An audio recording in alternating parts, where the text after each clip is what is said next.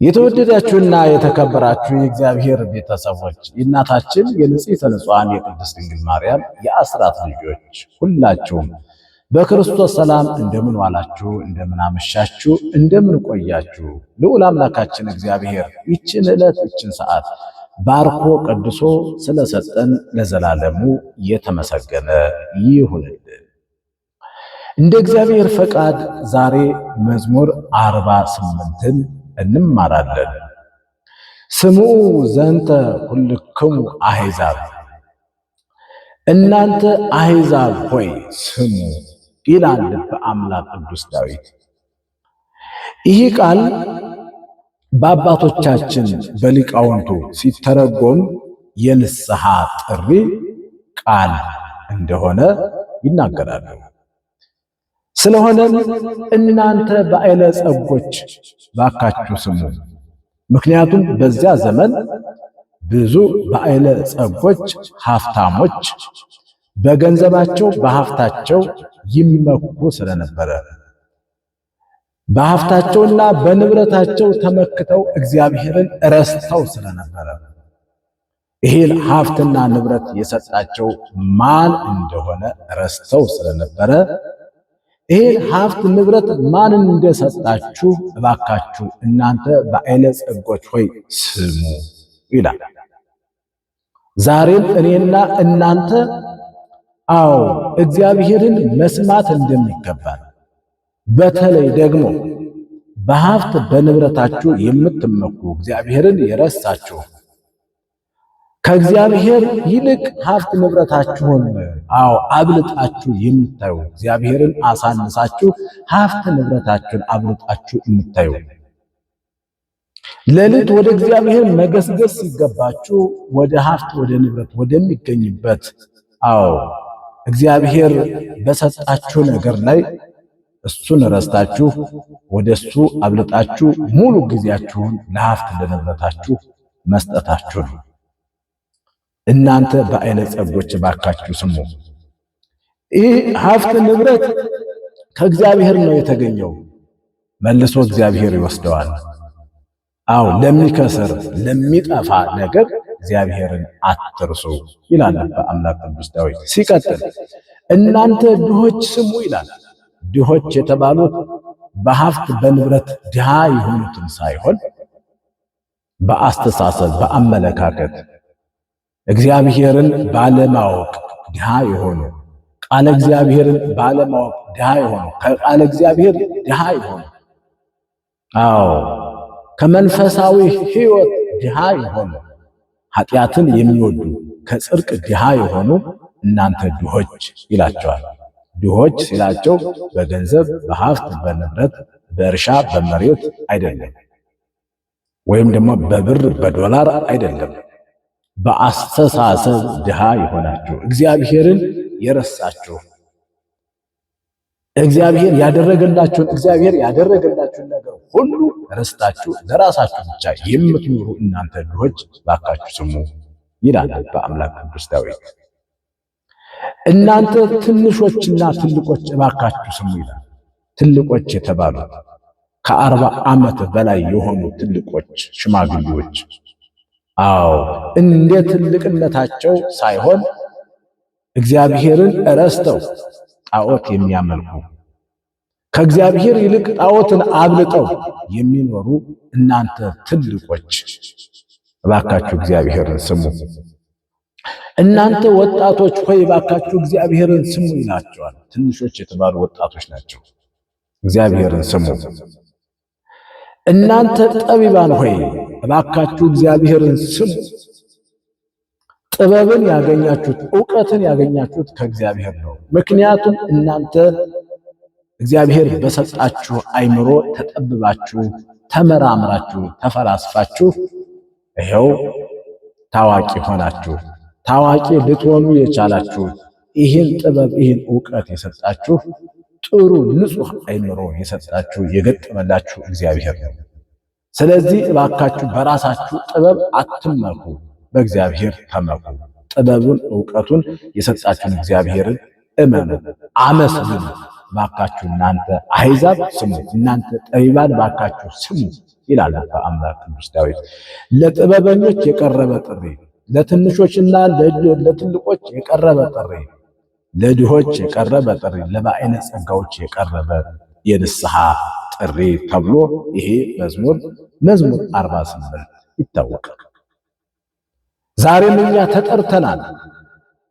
በብዙ ነገር ነው የተጠራነው። ጥሪውን ማክበር ግን ያስፈልጋል። በሁለተኛ ደረጃ በመጽሐፍ የተነገረውን እባካችሁ ስሙ። በመጽሐፍ የተነገረውን የተጻፈውን የነቢያትን ቃል የሐዋርያትን ቃል ስሙ። በመምህራን የተነገራችሁን ስሙ። በመምህራን የተነገራችሁን ቃለ ወንጌል እባካችሁ ስሙ። ሰምታችሁም ዝም አትበሉ። በአባቶቻችሁ በእናቶቻችሁ በአባቶቻችሁ የተሰጣችሁን ምክር እባካችሁ ስሙ። ጎዳናችሁን ስታችሁ ገደል እንዳትገቡ፣ ጽድቅን ትታችሁ ኃጢአት ውስጥ እንዳትገቡ እባካችሁ የአባቶቻችሁን ምክር ስሙ ይላል። አንድም አስተውሉ ይላል። አስተውሉ እናንተ ጠቢባን፣ በመጽሐፍ የተጻፈውን አስተውሉ፣ በመምህራን የተነገረውን አስተውሉ፣ ተቀበሉ። መምህራን ያስተማሩትን ንስሐ አባቶቻችሁ የነገሯችሁን እግዚአብሔር የነገራችሁን ነቢያት በነቢያት የተጻፈውን በሐዋርያት የተጻፈውን ሕግ እግዚአብሔርን ተቀበላችሁ ተቀበሉ፣ ታዘዙ፣ ለቃሉ ልባችሁን ክፈቱ ይላል በአምላክ ቅዱስ ዳዊት። ይህ እውነት ነው። ብዙዎቹ ቃለ እግዚአብሔርን ይሰማሉ ግን አያስተውሉም። አዎ ቃለ እግዚአብሔርን ይሰማሉ፣ አዎ አይታዘዙም። አመፀኞች ናቸው። ልባቸውንም አልከፈቱም። ብዙ ሰዎች ቤተክርስቲያን ይሄዳሉ፣ ወደ ገዳም ይሄዳሉ፣ በተለያየ ነገር ማለት ነው። በጣም ብዙ ገንዘብ ወጪ አድርገው አዎ ይሄዳሉ ግን አላስተዋሉ። ይሄዳሉ ግን አዎ የሚሰጣቸውን ትእዛዝ አይቀበሉም፣ አይፈጽሙትም። ልባቸውንም ክፍት አላደረጉት። በእግራቸው ሄዱ እንጂ በልባቸው አልሄዱም። አስተውሉ ወገኖቼ። በሁለተኛ ደረጃ አፉየ ይነግር ጥበበ፣ አፌ ጥበብን ይናገራል። አፉየ ይነግር ጥበብ፣ አፌ ጥበብን ይናገራል። ምን አይነት ጥበብ? አፌ ጥበብን ይናገራል ነው ያለው ልበ አምላክ ቅዱስ ዳዊት።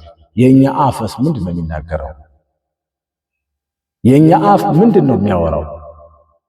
የኛ አፍ አዎ ብዙ ነገር ነው የሚቀባጥረው። እስቲ ልበ አምላክ ቅዱስ ዳዊት አፌ ጥበብን ይናገራል ያለበት ምክንያት ምንድነው? እስቲ እንስማው።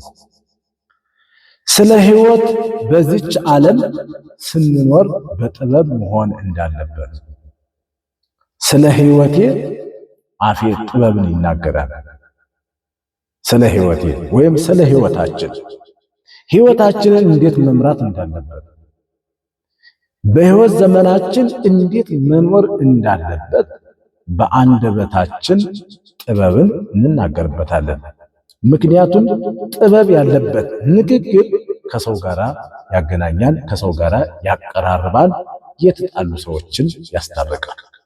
በጥበብ የተሞላ አንደበት ርዕቱ ነው፣ በእግዚአብሔር ዘንድ የተመሰገነ ነው። የሚያስታርቁ ብፁዓን ናቸው የሚለውን ቃል በተግባር የሚቀይር አንደበታችን ነው። በጥበብ የተሞላ አንደበታችን እግዚአብሔርን የሚያመሰግን በቅዳሴው፣ በማህሌቱ፣ በጸሎቱ፣ በሰርክ ጉባኤው ሁሉም እንደየድርሻው በአንደበቱ ጥበብን ይናገራል። ጥበብ የእግዚአብሔርን ጥበብ የኛ አንደበት ግን ይህን ሳይሆን ውሸት ይናገራል። አንዱን ካንዱ የማጣላት ስራ ያሾከሹካል። አንደበታችን ብቻ ሳይሆን ጆሮአችን ራሱ ውሸታም ነው። ጆሮአችን ራሱ አደገኛ ነው። የኛ አንደበት ስንቱ ሰዎችን አጣላ፣ የስንቱ ሰዎች ሕይወትን አፋለሰ፣ አቃወሰ። አፌ ጥበብን ይናገራል። ይሄ ነው ትልቁ የክርስቲያኖች አንደበት ጥበብን ይናገራል። ዋሽቶ ሳይሆን እውነትን ተናግሮ ያስታርቃል። ቃለ ወንጌል ቃለ እግዚአብሔርን ያስተምራል፣ ጥበብን ይናገራል፣ ያስተምራል። የቤተ ክርስቲያን ደቀ መዛሙርትን ያስተምራል። በዜማው፣ በድጓው፣ በጸመ ድጓው፣ በቅዳሴው፣ በቅኔው፣ በሁሉም ነገር ጥበብን ይናገራል፣ ጥበብን ያስተምራል። ማን? የተቀደሰው አንደበታችን። ስለዚህ አንደበታችን የተቀደሰ እንዲሆን አንደበታችን ጥበብን ይናገር ዘንድ መዝሙር 48ን ምንጊዜም ቢሆን መጸለይ ከኛ ይጠበቃል። የተወደዳችሁ የእግዚአብሔር ቤተሰቦች አዲስ በተከፈተው አባ ቆሞሱ የሚለውን የዩቲዩብ ቻናል እየገባችሁ እንድትመለከቱ ሰብስክራይብ እንድታደርጉ ለእህት ለወንድሞቻችሁ እንድታደርሱ በእመቤታችን በወላዲተ አምላክ ስም ጠይቃችኋለሁ። ሌላው አንደበቴ ጥበብን አፌ ጥበብን ይናገራል ሲል ልበ አምላክ ቅዱስ ዳዊት ስለ ሞት እኔ እሞታለሁ ከመሞቴ በፊት መዘጋጀት አለብኝ ብሎ ጥበብን ይናገራል። ይህ ጥበብ ነው። እኔ ዛሬ በሕይወት አለሁ ነገ እሞታለሁ ብሎ ማሰብና መናገር ትልቅ ጥበብ ነው። ትልቅ ጥበብ ነው። ምክንያቱም የሰው ልጅ ሕያው ሆኖ አይኖርም፣ በምድር ላይ ይሞታል። ከዚያ በፊት ግን የሚዘጋጀው የሚያደርገው ነገር አለ። የሚፈጽማቸው የሚያከናውናቸው ተግባራት አሉ። ይሄ ጥበብ ነው። በዚህ ዙሪያ ላይ ማሰብ ትልቅ ጥበብ ነው። እንዲሁም ደግሞ ለዘላለም መንግሥተ ሰማያት እወርስ ዘንድ ምን ላድርግ ብሎ ማሰብና መናገር ትልቅ ጥበብ ነው። የኛ ሕይወት እንደዚህ ነው። በዚህ ምድር ላይ ኑሯችን ኩንትራት ነው፣ የክራይ ኑሮ ነው። አንድ ሰው ቤት ይከራያል፣ ነገ ውጣ ሊባል ይችላል፣ ወይም ከነገ ወዲያ።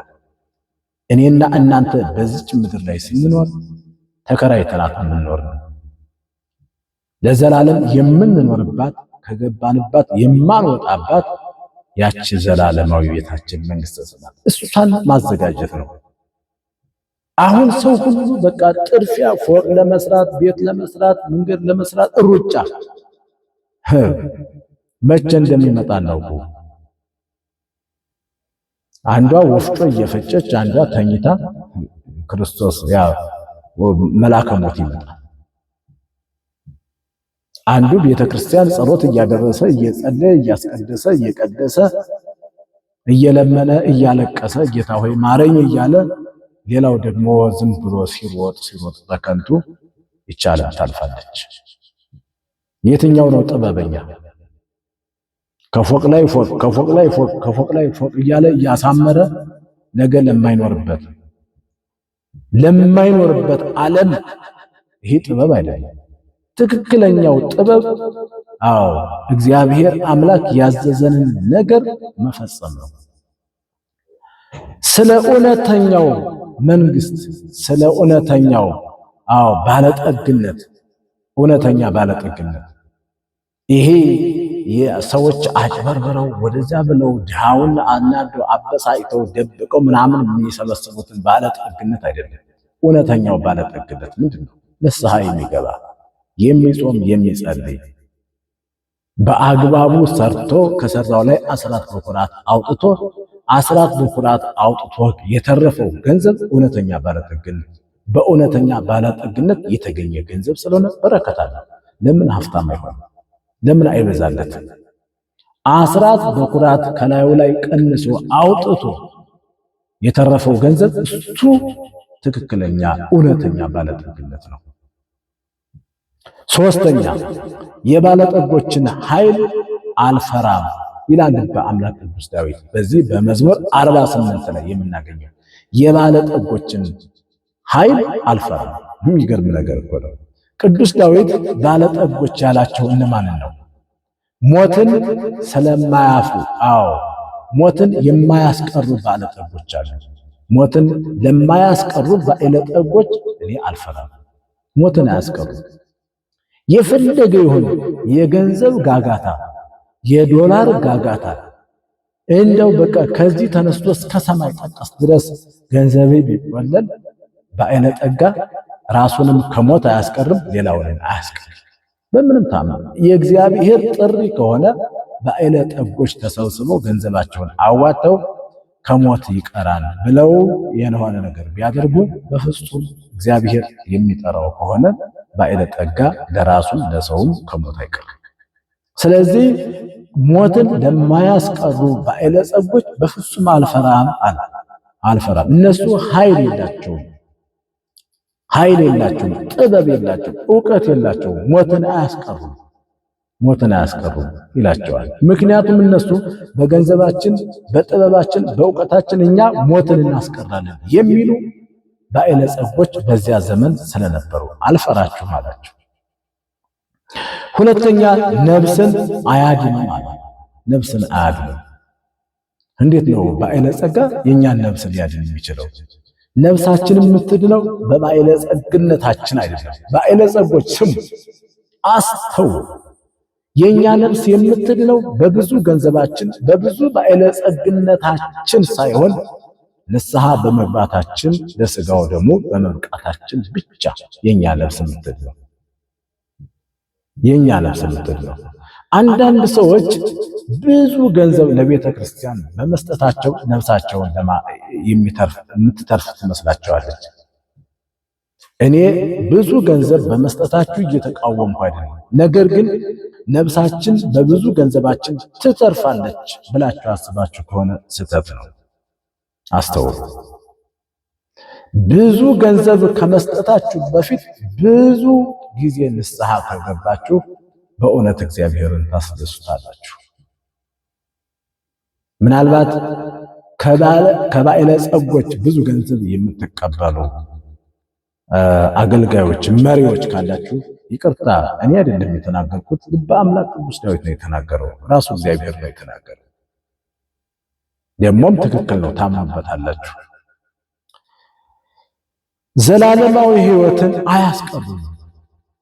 ባለጸጎች ዘላለማዊ ሕይወትን አይወርሱም፣ ደግሞም ሌላውም እንዲወርስም አያደርጉም። የባለጸጋ ገንዘብ፣ የሀብታሞች ገንዘብ፣ ሀብት ንብረት በፍጹም እኔን ዘላለማዊ ሕይወት አያሰጠኝም። ይህ ሐቅ ነው፣ እውነት ነው። ምናልባት እኔ በገንዘቤ፣ በሀብቴ፣ በንብረቴ ባለጸግነትን ዘላለማዊ ሕይወትን አገኛለሁ ብለህ አስበህ ከሆነ አንተ ባለጸጋ አስተውል። ምናልባት ሀብታም ስለሆንክ፣ በጣም ሀብታም ስለሆንክ፣ ዘመድም ስላለህ ፍትሐት፣ ጸሎተ ፍትሐት፣ አንተ ስትሞት ጸሎተ ፍትሐት ረዘም ሊል ይችል ይሆናል፣ ሞቅ ደመቅ ሊል ይችል ይሆናል። ይሄ ስህተት ነው። ስለዚህ አንተ ባለጸጋ ሆነ አንተ በሞትክ ጊዜ ብዙ በሬ ታርዶ፣ ፍሪዳ ታርዶ ተደግሶ ልንበላ ልንጠጣ እንችል ይሆናል። ነገር ግን በባለጸግነት ብዛት መንግሥተ ሰማያት አትወርስም። በሕይወት እያለህ፣ በሕይወት ዘመንህ እያለህ ንስሐ ገብተህ ከሆነ፣ ለሥጋው ደሙ በቅተህ ከሆነ፣ አስራት በኩራት አውጥተህ ከሆነ፣ በዓመት አንድ ጊዜ ከምታንጋጋው ይልቅ በየወሩ አስራት በኩራት ብትሰጥ ዋጋ አለው። ይህን ለማድረግ ነው። ስለዚህ የባለጸጎችን ኃይል፣ ጉልበት፣ ሀብት፣ ንብረት አልፈራ ያለበት ልበ አምላክ ቅዱስ ዳዊት ይህን ነው። አራተኛ የነፍሳቸው ቤዛ እጅግ ውድ ነው። የነፍሳቸው ቤዛ እጅግ ውድ ነው። ምንድን ነው የነፍሳቸው ቤዛ? እንመልከተው። ሀብት ከነፍስ አይበልጥም። ሀብት ከነፍስ አይበልጥም። ነፍስ ትበልጣለች። ሀብት ከነፍስ አይበልጥም ማለት ካንተ ሀብት ወንድምህ ይበልጣል፣ የወንድምህ ነፍስ ይበልጣል።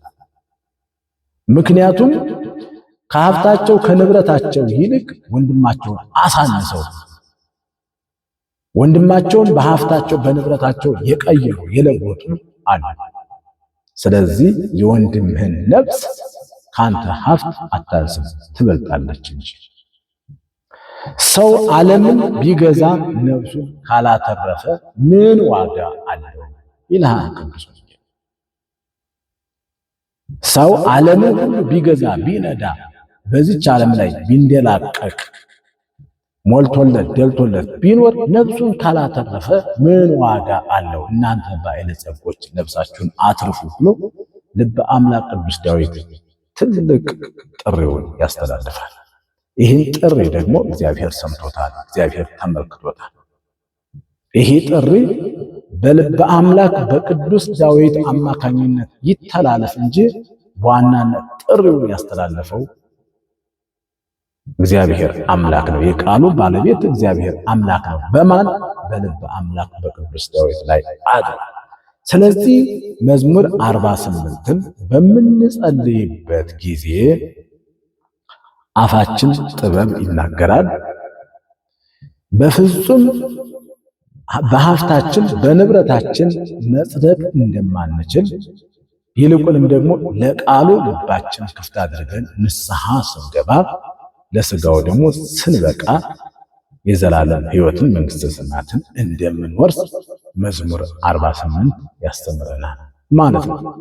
ስለዚህ የተወደዳችሁ የእግዚአብሔር ቤተሰቦች ምን ጊዜም ቢሆን መዝሙረ ዳዊትን በምንጸልይበት ጊዜ ተአምር እናደርጋለን፣ ድዊ እንፈውሳለን፣ እኛም እንፈወሳለን፣ በረከትን ወደ ቤታችን እናመጣለን።